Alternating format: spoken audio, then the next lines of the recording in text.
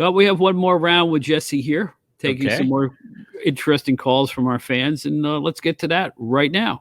Let's go back on the phones. Mike from Belmore, you're next. This is a recording. Thank you.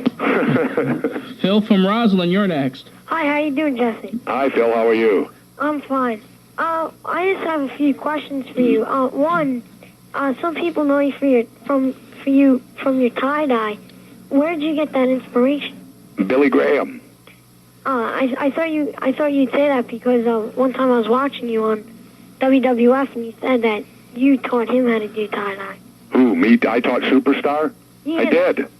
And another thing, also, is Marty Jannetty, is he going to come to WCW? And if he is he going to go by Marty Jannetty? I have no idea. I'm not involved in that end of the business. My end of the business is broadcasting, and whom WCW is hiring or bringing in to wrestle, I have no idea at this time. You probably know as much as I do. Yeah, we heard Jannetty was terminated from the WWF in the last week or so, and he had been talking to WCW. And really? Yeah. Why did they terminate him?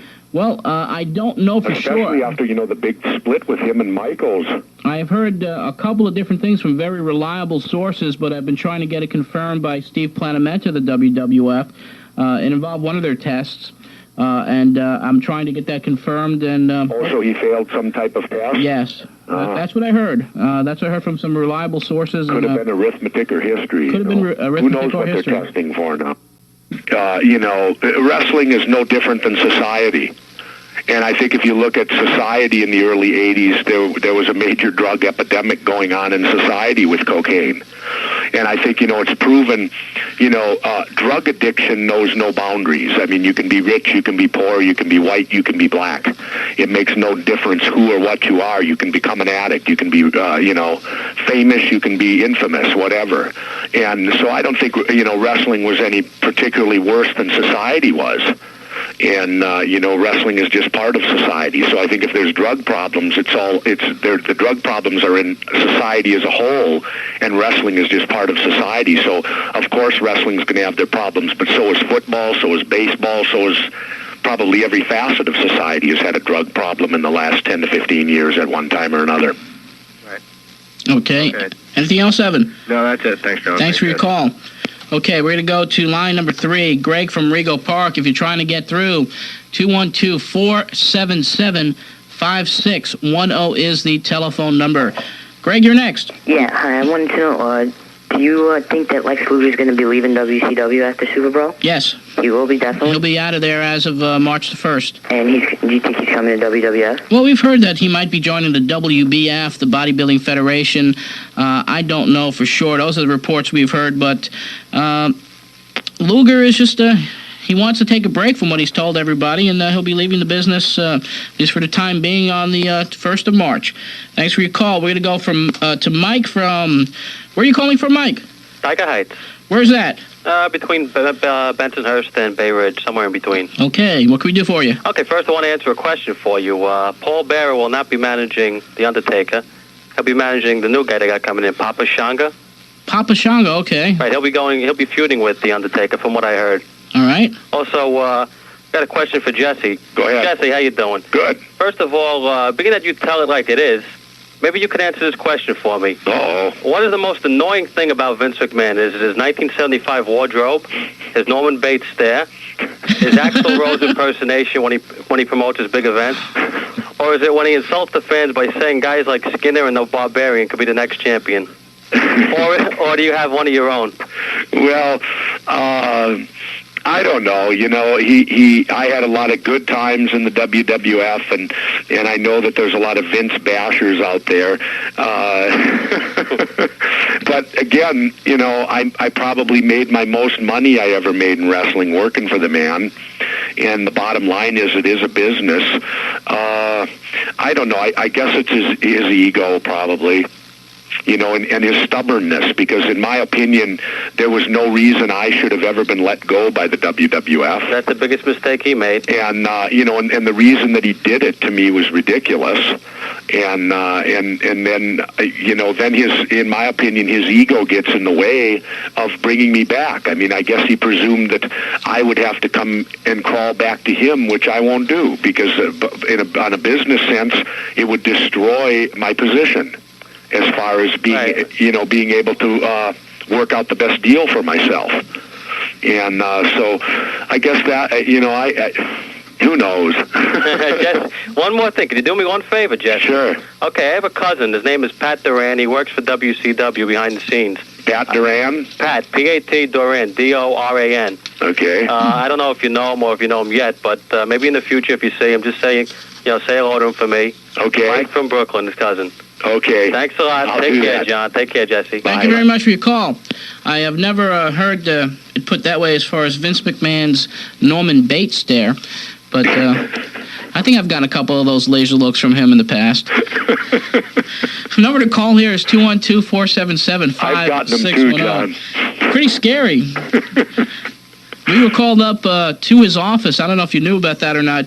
Back in August, after he had his press conference here in New York to announce steroid testing, and I had been following this story for a long time, since its inception, and they disallowed the wrestling media. They didn't invite the wrestling media to the press conference for steroid testing, and I had to sneak in under an alias, and Phil Muchnick from the Post wrote about it, and lo and behold, a week later, we were invited to Vince's office for a clear-the-air meeting, and he was very nice, but I certainly got a few laser looks. And was that when he had Wade and Dave Meltzer out there with you? Yeah, we were all in there. And, you were all in there. They had us in this classroom. It was like a classroom atmosphere with a blackboard, and I felt like I was in high school. And Wade was the obnoxious little kid, really trying to get under the teacher's skin.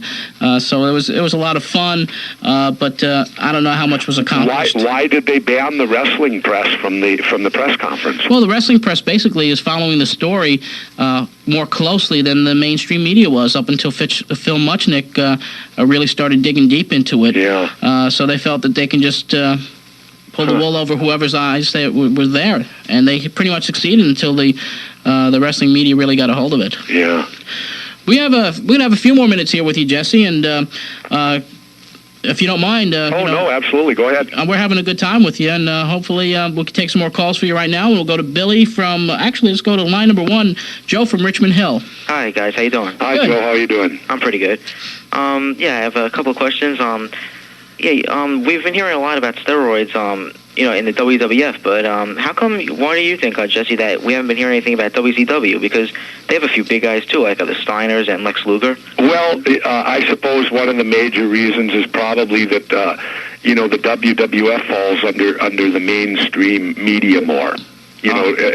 Up until now, WCW's probably been looked at as the second game in town. Yeah. And so the leaders are always going to be singled out and put out there in front first. And plus, Hulk Hogan's the biggest name in wrestling. Yeah. And if he's involved in it, he is the big name. Right. And that's why he likewise has to carry the responsibility. Oh, okay. Well, I think now is an opportune time for Kip Fry, the new executive vice president of WCW, to make some inroads and perhaps develop a system in WCW as far as steroid testing goes. Well, see, I will disagree politically a little bit there with you, John. Okay. To me, politically, I think drug testing is unconstitutional. Okay, be it any kind, because, I'll tell you why. Because our country is founded upon a premise that you're innocent until proven guilty. And drug testing is the exact opposite premise. You're guilty till you prove you're innocent.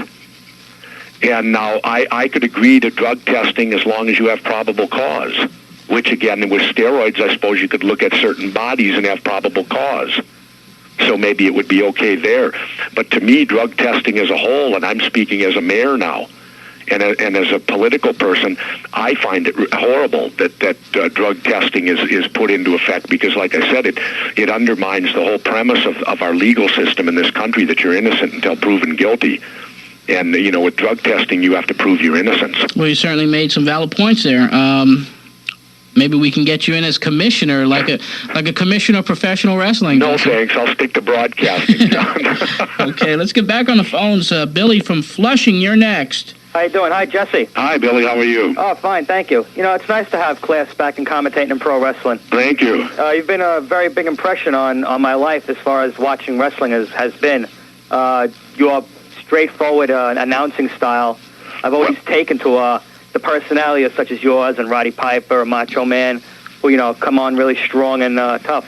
Well, I think the big difference with me is if you notice that, since I left 18 months ago and now I've come back, there's been a lot of imposters that have been tried. And I'll tell you what the major difference is. And if you even look right now, every one of the other announcers has a direct, how would you say, relationship with someone in the ring. Mm-hmm. I mean, as far as the WWF goes right now, they got Heenan and they got Mr. Perfect. Well, they're both tied in with Flair. Yeah. So what kind of announcing can they do as far as being unbiased? Well, they can only I have no tie-in with anybody. Right. And never have. Even in my days in the WWF, I tended to go a little bit with the rule breakers more, but it's only because I was a rule breaker for 11 years. And but these other guys, they're all tied in, in the actual wrestling end of it, and I find that to be, why they'll never come up to my standard as an announcer. Yeah, and Jess, I thought so much of you that when somebody gave me a cat, I named my cat after you. Uh-oh. Is it a good cat or a bad cat? It's a pretty good cat. Okay, breaks the rules now and then, though?